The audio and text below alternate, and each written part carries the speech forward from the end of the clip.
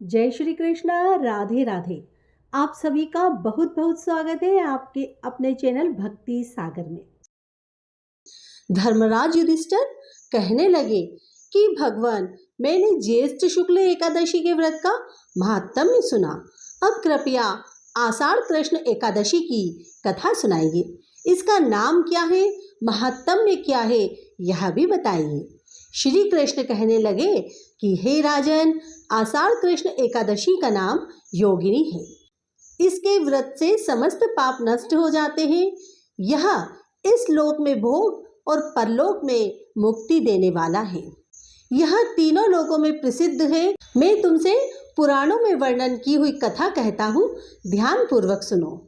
स्वर्ग धाम की अलकापुरी नामक नगरी में कुबेर नाम का एक राजा रहता था। वह शिव भक्त था और प्रतिदिन शिव की पूजा किया करता था।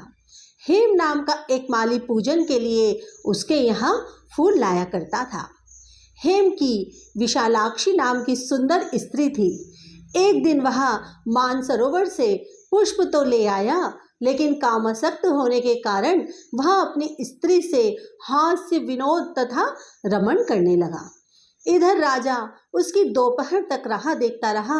अंत में राजा कुबेर ने सेवकों को आज्ञा दी कि तुम लोग जाकर माली के न आने का कारण पता करो, क्योंकि वह अभी तक पुष्प लेकर नहीं आया है। सेवकों ने कहा कि महाराज, वह पापी अति कामी है, अपनी स्त्री के साथ हास्य विनोद और रमण कर रहा होगा।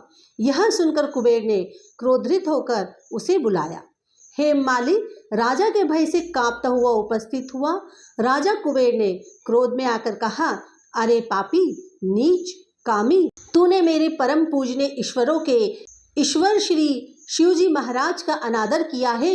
इसलिए मैं तुझे शाप देता हूँ कि तू स्त्री का वियोग सहेगा और मृत्यु लोक में जाकर कोढ़ी होगा। कुबेर के शाप से हेम माली का स्वर्ग से पतन हो गया और वह उसी क्षण पृथ्वी पर गिर पड़ा। भूतल पर आते ही उसके शरीर में श्वेत कोढ़ हो गया। उसकी स्त्री भी उसी समय अंतर्ध्यान हो गई।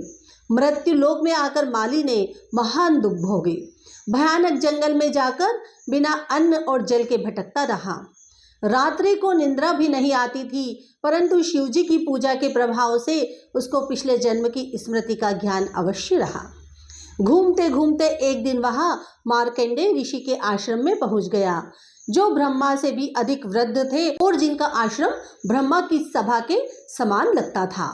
हेममाली वहां जाकर उनके पैरों में पड़ गया। उसे देखकर मार्कंडेय ऋषि बोले, तुमने ऐसा कौन सा पाप किया है जिसके प्रभाव से यह हालत हो गई।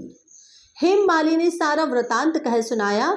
यह सुनकर ऋषि बोले, निश्चित ही तूने मेरे सम्मुख सत्य वचन कहे हैं, इसलिए तेरे उद्धार के लिए मैं एक व्रत बताता हूँ। यदि तू आषाढ़ मास के कृष्ण पक्ष की योगिनी एकादशी का विधि पूर्वक व्रत करेगा तो तेरे सारे पाप नष्ट हो जाएंगे। यह सुनकर हेममाली ने अत्यंत प्रसन्न होकर मुनि को साष्टांग प्रणाम किया। मुनि ने उसे स्नेह के साथ उठाया। हेममाली ने मुनि के कथनानुसार विधि पूर्वक योगिनी एकादशी का व्रत किया। इस व्रत के प्रभाव से अपने पुराने स्वरूप में आकर वह अपनी स्त्री के साथ सुखपूर्वक रहने लगा। भगवान कृष्ण ने कहा, हे राजन, यह योगिनी एकादशी का व्रत 88,000 ब्राह्मणों को भोजन कराने के बराबर फल देता है। इसके व्रत से समस्त पाप दूर हो जाते हैं और अंत में स्वर्गलोक की प्राप्ति होती है। तो मित्रों, आषाढ़ कृष्ण एकादशी योगिनी एकादशी व्रत कथा पूर्ण हुई। धन्यवाद।